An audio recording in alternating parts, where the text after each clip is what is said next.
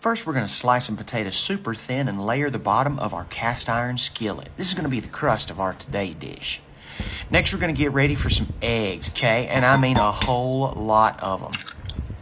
We're going to put a total of 8 eggs in this bowl, okay? Now, a lot of y'all are talking to me about how slowly some of the videos go, so I made sure to zip this up a little bit because nobody needs to put us in here. But I do love the way these eggs look, especially against that orange backdrop. So you're going to get 8 eggs and put them in your small mixing bowl. Now you're going to add just a splash of heavy whipping cream, and you're going to mix all that together. You can use anything you like for the mixing. Sometimes we'll use a fork, sometimes a whisk. It's totally up to you. Just whatever has most convenient and does the trick. You know what I mean? Perfect.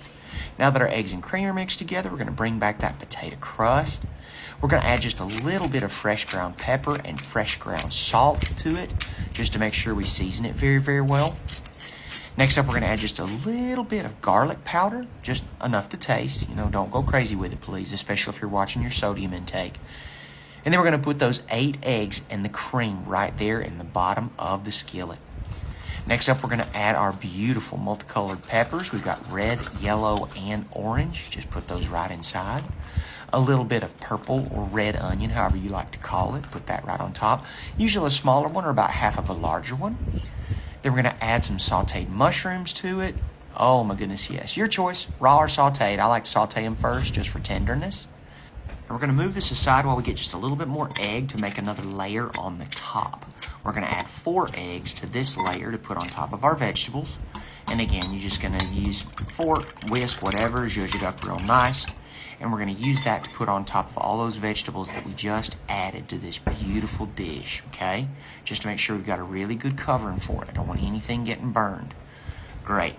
We'll use a spatula or some other like wooden spoon type situation to sort of like blend it so that all of those vegetables are really nice and covered and coated and nothing sticks out.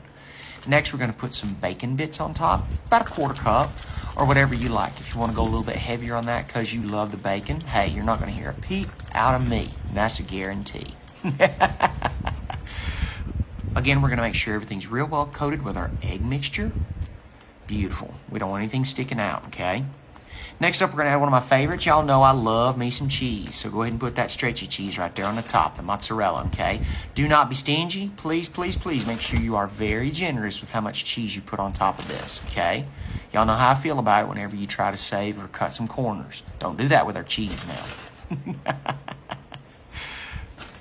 After that mozzarella, we're going to put on some Parmesan. I love this stuff too. It's a little bit harder cheese, but it gives a whole lot of that good flavor to it. And the mozzarella is really good, soft, and stretchy. So between the 2 of these, you should be set and ready for cheese. Okay? Perfect. Add a little salt and pepper to taste and get ready to put it in the oven. We've preheated our oven to 375. We're going to leave that in for 20 to 25 minutes, just until you can see the brown on those potatoes. You see how the crust is brown starting to curl there on the edges? Perfect. Now you're going to take a very sharp knife and you're going to slice a piece.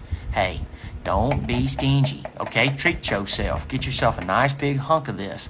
Put it on a plate and get ready for an amazing breakfast or brunch dish. Perfect for serving up to 6 people. Well, you know, depending on how hungry everybody is, of course. But it is easy, it is beautiful, it is hearty, and everybody loves it. I'm going to flip it up on its side here so you can look. Look at that, how beautiful. All those layers, all those beautiful fresh vegetables, the eggs, the cheese. Oh my goodness, this is a huge hit at anything we do before noon, okay?